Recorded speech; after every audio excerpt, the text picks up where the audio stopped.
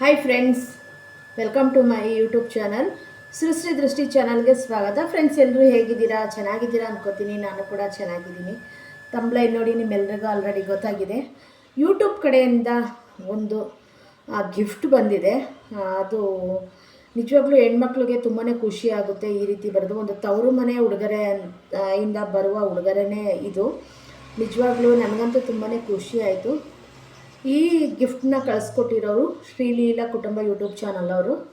ಅವರ ಲೈವಲ್ಲಿ ಮತ್ತು ಅವರ ಚಾನಲ್ನಲ್ಲಿ ಕಾಂಪಿಟೇಷನ್ ಇತ್ತು. ಕಾಂಪಿಟೇಷನಲ್ಲಿ ಭಾಗವಹಿಸಿದ್ದು ಒಂದು ವಿಡಿಯೋ ಮಾಡಿ ಕೊಡಬೇಕಿತ್ತು. 3 ನಿಮಿಷದ ವೀಡಿಯೋನ 3 ನಿಮಿಷದ ವೀಡಿಯೋನ ನನ್ನ 2 ಚಾನಲ್ ಕಡೆಯಿಂದನೂ ಕೂಡ ನಾನು 2 ವೀಡಿಯೋನ ಮಾಡಿಕೊಟ್ಟಿದ್ದೆ. ಅವರು ಒಂದೊಂದು ಚಾನಲ್ಗೆ 2 ವೀಡಿಯೋ ಮಾಡಿಕೊಡಿ ಅಂತ ಹೇಳಿದರು. ನಾನು ಒಂದೊಂದು ಚಾನಲ್ ಕಡೆಯಿಂದ ಒಂದೊಂದು ವೀಡಿಯೋ ಮಾಡಿಕೊಟ್ಟಿದ್ದೆ. ಮತ್ತು ಲೈವ್ ಕಾಂಪಿಟೇಷನ್ ಇತ್ತು. ಲೈವಲ್ಲಿ ಅವ್ರಿಗೆ ಡೈಲಿ ಹೋಗಿ ಸಪೋರ್ಟ್ ಅಂತಲ್ಲ, ನಾನು ಹೋಗ್ತಿದ್ದಿದ್ದು ಮೊದಲು ಸಪೋರ್ಟ್ಗೆ ಅಂತ ಅಲ್ಲ. ಅವ್ರು ಏನೋ ಗೊತ್ತಿಲ್ಲ, ಅವ್ರು ಲೈವ್ಗೆ ಹೋದರೆ ಒಂಥರ ಆ ಪುಟ ಬಂದಳು ಈ ಪುಟ ಬಂದಳು ಅಂತ ಹೇಳಿ ಮಾತಾಡ್ಸೋದು ಒಂಥರ ಖುಷಿ ಇರುತ್ತೆ. ಒಂದು ಫ್ಯಾಮಿಲಿ ಬಾಂಡಿಂಗ್ ಇರುತ್ತೆ. ಆ ಫ್ಯಾಮಿಲಿ ಬಾಂಡಿಂಗಿಂದನೇ ನಾನು ಹೋಗಿದ್ದು. ಒಬ್ಬರು ಬಂದಿಲ್ಲ ಅಂದರೂ ಕೂಡ ಅವ್ರ ಲೈವಲ್ಲಿ ತುಂಬಾ ಅವರು ಬೇಜಾರು ಮಾಡ್ಕೋತಾಯಿದ್ರು. ಇವತ್ತು ಯಾಕೋ ಅವ್ರು ಬಂದಿಲ್ಲ, ಹುಷಾರಿಲ್ವೇನೋ, ಅವರ ವೀಡಿಯೋಗೆ ಹೋಗಿ ಕಮೆಂಟ್ ಹಾಕ್ತೀನಿ ಆಮೇಲೆ, ಯಾಕೋ ಏನಾಯಿತು ಅಂತ ಹೇಳಿ ಈ ರೀತಿ ಅವರು ಮಾತಾಡಿಸ್ತಾಯಿದ್ರು. ಅವಾಗ ತುಂಬಾ ಖುಷಿಯಾಗುತ್ತೆ. ಈ ರೀತಿ ಇರೋದ್ರಿಂದ ಒಂದು ತಾಯಿ ಮಕ್ಕಳ ಬಾಂಧವ್ಯ ಬೆಳೆಯುತ್ತೆ ಅಲ್ಲಿ. ಹಾಗಾಗಿ ಅವ್ರು ಲೈವ್ ಕಾಂಪಿಟೇಷನ್ ಇಟ್ಟಾಗ ನಾನು ಹೇಳಿದ್ದೆ, ಅಮ್ಮ ಲೈವ್ ಕಾಂಪಿಟೇಷನ್ಗೆ ನಾನು ಭಾಗವಹಿಸೋಕ್ಕೆ ಆಗುತ್ತೋ ಆಗಲ್ವೋ ಗೊತ್ತಿಲ್ವ ಅಂತ. ಪರವಾಗಿಲ್ಲ, ಭಾಗವಹಿಸು ನೋಡೋಣ ಅಂತ ಹೇಳಿದರು. ನಾನೇ ಆಮೇಲೆ ಹೇಳಿದ್ದೆ, ಅಮ್ಮ ಲೈವಲ್ಲಿ ಕಾಂಪಿಟೇಷನ್ಗೆ ಅಂತ ಇಟ್ಕೊಬೇಡಿ, ನನ್ನ ಕೈಲಾದಷ್ಟು ಬಂದು ನಾನು ಸಪೋರ್ಟ್ ಅಂತಲ್ಲ, ನನ್ನ ಟೈಮ್ ಇರೋ ಅಷ್ಟು ಬರ್ತೀನಿ ಅಮ್ಮ ನಾನು ಅಂತ ಹೇಳಿದೆ. ಆಮೇಲೆ ಹೋಗ್ತಾ ಹೋಗ್ತಾ ಹೋಗ್ತಾ ಅವರು ಲೈವ್ ಕಾಂಪಿಟೇಷನ್ ಸ್ಟಾರ್ಟ್ ಮಾಡಿದಾಗ ನಾನು ಬಸ್ಸಲ್ಲಿ ಅಲ್ಲಿ ಇಲ್ಲಿ ಓಡಾಡುವಾಗಲೂ ಕೂಡ ಒಂಥರ ಕಾಂಪಿಟೇಷನ್ ಅಂದರೆ ಒಂದು ಕುತೂಹಲ ಇರುತ್ತೆ. ಹಾಗಾಗಿ ಆ ಕಾಂಪಿಟೇಷನಲ್ಲಿ ಭಾಗವಹಿಸಿದೆ. ಭಾಗವಹಿಸಿದಾಗ ನಾನು ಬಸ್ಸಲ್ಲಿ ಅಲ್ಲಿ ಇಲ್ಲಿ ಕೂತಿರುವಾಗ ನಿಂತಿರುವಾಗ ಪ್ರತಿ ಒಂದರಲ್ಲೂ ಕೂಡ ನಾನು ಆ ಟೈಮಿಂಗ್ಸ್ಗೆ ಹೋಗಿ ಮ್ಯೂಟ್ ಮಾಡಿಕೊಂಡು ಸಪೋರ್ಟ್ ಮಾಡ್ತಾಯಿದ್ದೆ. ಅವ್ರ ವಾಯ್ಸ್ ನಾನು ಕೇಳಬಾರ್ದು, ಬರೀ ಅಲ್ಲಿ ಹಾಕಿರೋರ ಮೆಸೇಜ್ ಮಾತ್ರ ನನಗೆ ಗೊತ್ತಾಗಬೇಕು. ಆ ರೀತಿ ಹೋಗಿ ಲೈವಲ್ಲಿ ಇರ್ತಾಯಿದ್ದೆ ನಾನು. ಯಾಕಂದರೆ ಬಸ್ಗಳಲ್ಲಿ ಎಲ್ಲ ಅಂತಂದರೆ ಅಯ್ಯೋ ಸುಮ್ಮನೆ ಹಿಂಸೆ ಆಗುತ್ತೆ. ಸುಮಾರು ಸಲ ನನಗೆ ಸೀಟ್ ಇರೋದಿಲ್ಲ, ಲಗೇಜ್ ಇರುತ್ತೆ ಕೈಯಲ್ಲಿ. ಒಂದು ಕೈಲಿ ಲಗೇಜ್ ಇಟ್ಕೊಂಡು, ಒಂದು ಕೈಲಿ ಮೊಬೈಲ್ ಇಟ್ಕೊಂಡು, ಒಂದು ಕೈಲಿ ಕಂಬಿನ ಒಳಗಡೆ ಹಾಕ್ಕೊಂಡು ಕಂಬಿನಲ್ಲಿ ಇಟ್ಕೊಂಡು ಹಿಂಗೆ ಇಟ್ಕೊಂಡು ಮೊಬೈಲಲ್ಲಿ ನಾನು ಸಪೋರ್ಟ್ ಕೂಡ ಮಾಡಿದ್ದೀನಿ. ನಿಜವಾಗ್ಲೂ ಇವ್ರ ಲೈವ್ಗೆ ಅಂತ ಅಲ್ಲ, ತುಂಬ ಜನದ್ದು ಲೈವ್ಗಳಲ್ಲಿ ನಾನು ಹಾಗೇ ಹೊರಗಡೆ ಹೋಗುವಾಗ ಬರುವಾಗ ಕೂಡ ನಾನು ಫ್ರೀ ಇರೋ ಟೈಮ್, ಫ್ರೀ ಅಂತಲ್ಲ, ಒಂದು ಸ್ವಲ್ಪ ಟೈಮ್ ಸಿಕ್ಕರೂ ಕೂಡ ಯಾರು ಲೈವ್ ನಡೀತಿರುತ್ತೆ ಅವ್ರಿಗೆ ಹೋಗಿ ಸಪೋರ್ಟ್ ಮಾಡಿ ಬರ್ತೀನಿ. ನಾನು ಸಪೋರ್ಟ್ ಮಾಡ್ತೀನಿ. ಮತ್ತು ನನ್ನ ಲೈವ್ಗೆ ಬನ್ನಿ ಅಂತಲೇ ಯಾರು ನಾನು ಕರೆಯೋದಿಲ್ಲ. ಇದು ಒಂದು ನನ್ನ ಅನುಭವದ ಮಾತು. ನಾನು ಯಾರಿಗೂ ಟೈಮಿಂಗ್ಸ್ ಹಾಕೋದಾಗಿರ್ಬೋದು, ನನ್ನ ಲೈವ್ ಇಷ್ಟೊತ್ತಿಗೆ ಬನ್ನಿ ಇದೆ ಅಂತ ಕರೆಯೋದು ಮಾತ್ರ ನಾನು ಇಲ್ಲಿವರೆಗೂ ಯಾವತ್ತೂ ನಾನು ಚಾನಲ್ ಓಪನ್ ಮಾಡಿತ್ತವಳಿಂದಲೂ ಇಲ್ಲಿವರೆಗೂ ನಾನು ಎಲ್ಲೂ ಹೇಳಿಲ್ಲ. ನಾನು ಹೀಗೆ ನಡ್ಕೊಂಡ್ಬಂತು. ಅವರು ಆ ಲೈವಿಂದನೂ ಕೂಡ ನನಗೆ ಗಿಫ್ಟ್ ಬಂದಿದೆ ಅಂತ ಅಲ್ವನ್ಸ್ ಮಾಡಿದ್ರು. ಹಾಗೆ ವೀಡಿಯೋಗೂ ಕೂಡ ತುಂಬ ಜನ ಕಾಂಪಿಟೇಷನಲ್ಲಿ ಭಾಗವಹಿಸಿದ್ದು, ಅದರಲ್ಲೂ ಕೂಡ ನನಗೆ ಗಿಫ್ಟ್ ಬಂದಿದೆ. ವೀಡಿಯೋದಲ್ಲೂ ಗಿಫ್ಟ್ ಬಂದಿದೆ, ಲೈವಲ್ಲೂ ಗಿಫ್ಟ್ ಬಂದಿದೆ. ಮತ್ತು ಹೋದ ಸತಿ ಕೂಡ ಅವರು ಗೌರಿ ಹಬ್ಬದಲ್ಲೂ ಕೂಡ ಕಾಂಪಿಟೇಷನ್ ಇಟ್ಟಿದ್ದರು, ಅದರಲ್ಲಿ ಭಾಗ್ಯ ವಿನ್ನರ್ ಆಗಿದ್ದರು. ಹಾಗೆ 2ನೇ ಕಾಂಪಿಟೇಷನಲ್ಲೂ ಕೂಡ ಭಾಗ್ಯನೇ ವಿನ್ನರ್ ಆಗಿದ್ದರು.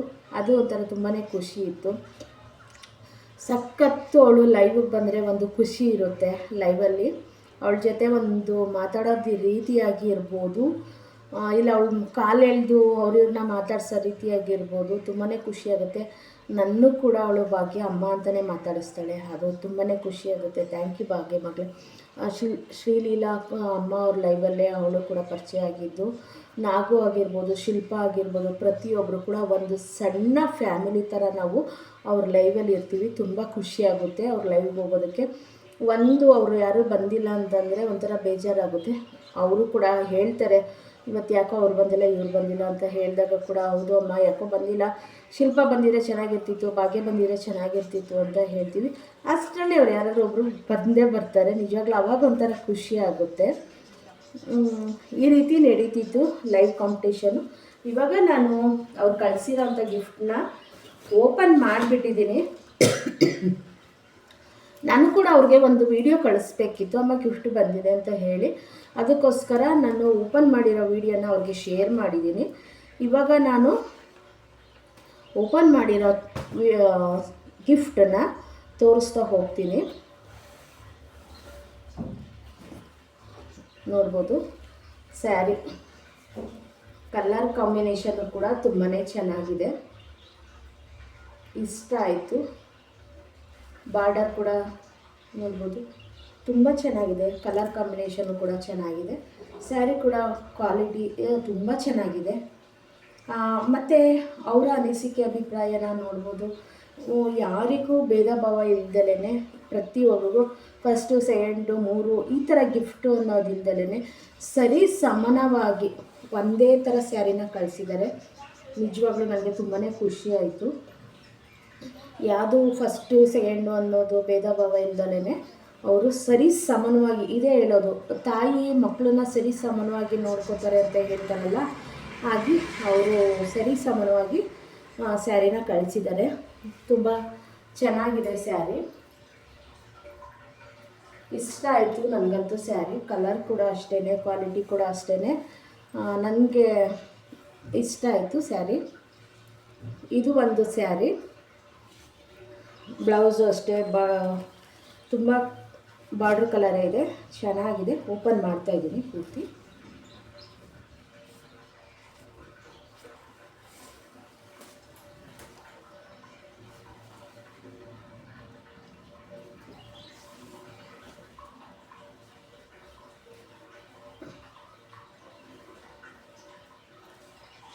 ನೋಡ್ಬೋದು ಈ ರೀತಿ ಇದೆ ಸ್ಯಾರಿ, ತುಂಬಾ ಚೆನ್ನಾಗಿದೆ. ಕಲರ್ ಕೂಡ ಕಾಂಬಿನೇಷನ್ ಚೆನ್ನಾಗಿದೆ, ತುಂಬಾ ಇಷ್ಟ ಆಯಿತು ಅಮ್ಮ. Thank you Leelamma, thank you so much ಅಮ್ಮ. ತುಂಬ ಚೆನ್ನಾಗಿದೆ ಸ್ಯಾರಿ, ನನಗಂತೂ ಇಷ್ಟ ಆಯಿತು. ನೆಕ್ಸ್ಟ್ ಇನ್ನೊಂದು ಗಿಫ್ಟನ್ನ ಓಪನ್ ಮಾಡ್ತೀನಿ ನಾನು. ಇದು ಪೂರ್ಣ ಓಪನ್ ಮಾಡಿಲ್ಲ ನಾನು, ಹೀಗೆ ಇಟ್ಟಿದ್ದೀನಿ.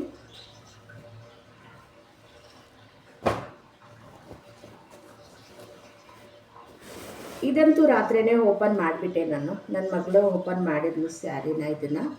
ಹಾಗಾಗಿ ಈ ರೀತಿ ಮರ್ಸಿಟ್ಟಿದ್ದಾಳೆ. ಇದನ್ನು ನಾನು ಓಪನ್ ಮಾಡ್ತೀನಿ. ಇದು ಅಷ್ಟೇ, ಕಲರ್ ಕೂಡ ಕಾಂಬಿನೇಷನ್ ಚೆನ್ನಾಗಿದೆ.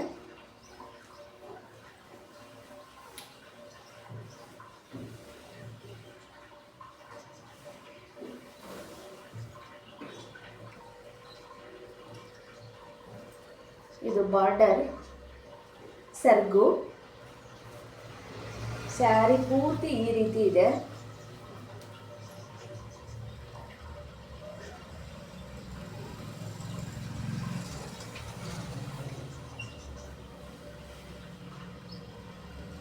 ಸ್ಯಾರಿ ಪೂರ್ತಿ ಈ ರೀತಿ ಇದೆ. ಬ್ಲೌಸ್ ಕೂಡ ಈ ರೀತಿ ಬಂದಿದೆ. ತುಂಬಾ ಇದು ಕೂಡ ಒಂಥರ ಕಲರ್ ಕಾಂಬಿನೇಷನ್ ಚೆನ್ನಾಗಿದೆ.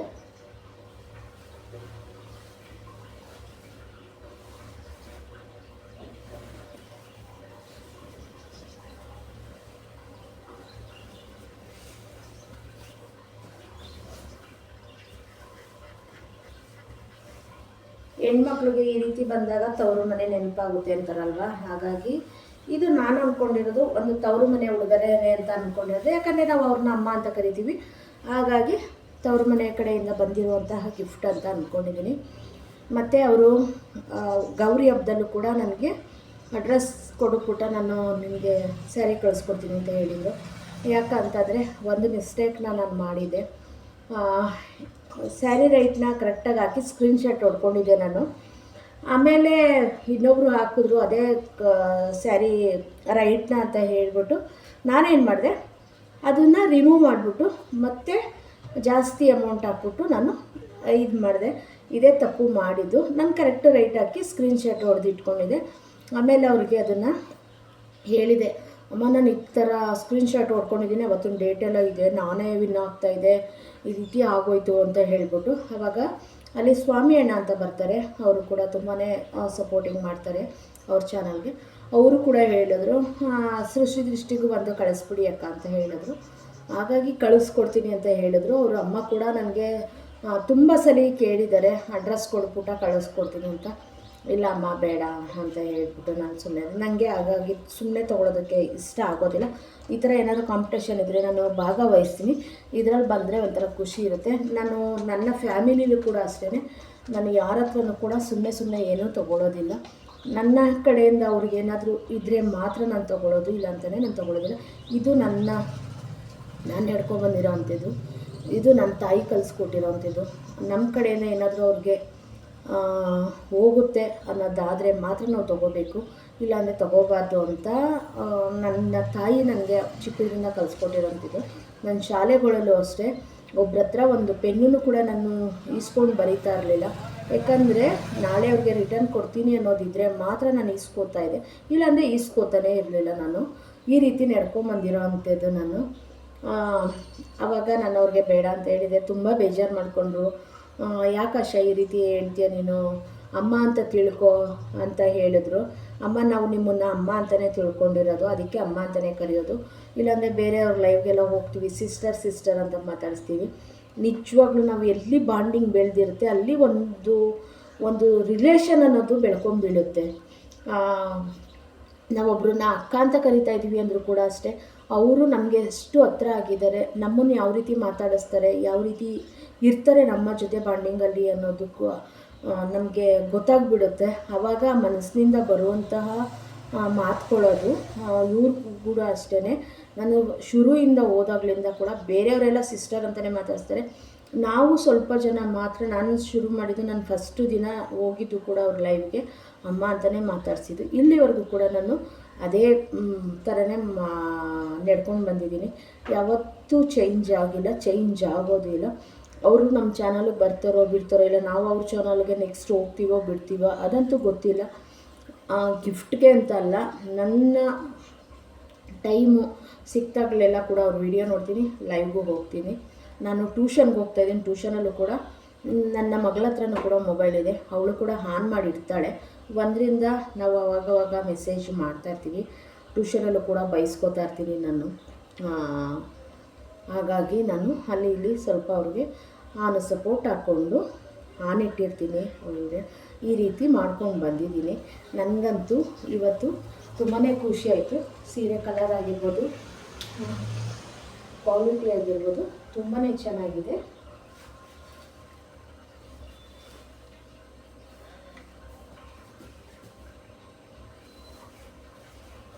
ಎರಡೂ ಸ್ಯಾರಿನೂ ಕೂಡ ತುಂಬಾ ಚೆನ್ನಾಗಿದೆ ಅಮ್ಮ. ಥ್ಯಾಂಕ್ ಯು ಅಮ್ಮ, ಥ್ಯಾಂಕ್ ಯು ಸೋ ಮಚ್ ಅಮ್ಮ. ದಯವಿಟ್ಟು ಯಾರೆಲ್ಲ ಶ್ರೀಲೀಲಾ ಕುಟುಂಬ ಚಾನಲ್ಗೆ ಕನೆಕ್ಟ್ ಆಗಿಲ್ಲ, ಕನೆಕ್ಟ್ ಆಗಿ. ಅವರು ಆವಾಗವಾಗ ಒಂದೊಂದು ಕಾಂಪಿಟೇಷನ್ನ ಇಡ್ತಾ ಇರ್ತಾರೆ. ಆ ಕಾಂಪಿಟೇಷನಲ್ಲಿ ಭಾಗವಹಿಸಿ ನಿಮಗೂ ಕೂಡ ಗಿಫ್ಟ್ ಬರಲಿ ಅಂತ ಹೇಳ್ತೀನಿ ನಾನು. ಅವರ ಲಿಂಕನ್ನು ನನ್ನ ಕಮೆಂಟ್ ಬಾಕ್ಸಲ್ಲಿ ನಾನು ಲಿಂಕ್ನ ಶೇರ್ ಮಾಡಿರ್ತೀನಿ ಕೆಳಗಡೆ ಬಾಕ್ಸಲ್ಲಿ. ನೀವು ಹೋಗಿ ಅವ್ರಿಗೂ ಕೂಡ ಸಪೋರ್ಟ್ ಮಾಡಿ ಅಂತ ಕೇಳ್ತಾ ಇಲ್ಲಿಗೆ ಈ ವಿಡಿಯೋನ ಮುಗಿಸ್ತಾ ಇದ್ದೀನಿ. ಥ್ಯಾಂಕ್ ಯು ಸೋ ಮಚ್ ಅಮ್ಮ.